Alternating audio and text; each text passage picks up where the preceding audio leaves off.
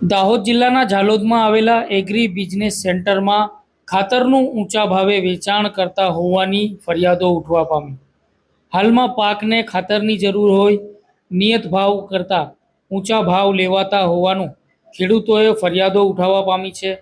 પ્રધાનમંત્રી કિસાન સમૃદ્ધિ કેન્દ્ર અને એગ્રી બિઝનેસ સેન્ટર ખાતે ભારત યુરિયા ખાતર સરકાર તરફથી નક્કી કરેલા ભાવ 266.50 બદલે વેપારી દ્વારા 350 કરતાં વધુ ભાવ લેવાતા હોવાની ખેડૂતો દ્વારા ફરિયાદો કરવામાં આવી છે.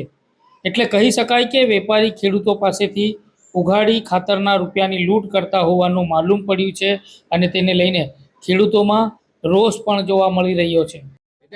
બોલ તમે શું કામ આયા હતા? થેલી લેવાની હતી હા તો મને કે 350 ભાવની એટલે હા. પછી મેં 8 થેલી લીધી છે.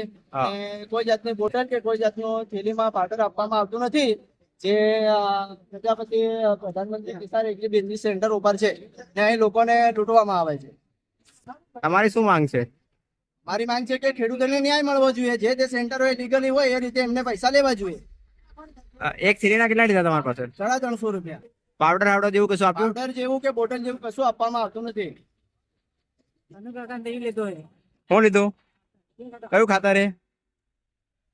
આ ખાતરનું ના હે કેટલામાં લીધું? પાવડર હાવડર નહીં આવેલો ને? બિલ એટલે આવેલું કશું? પછી લઈ લીધી પાછી? અને કેટલી થેલી લીધી તે?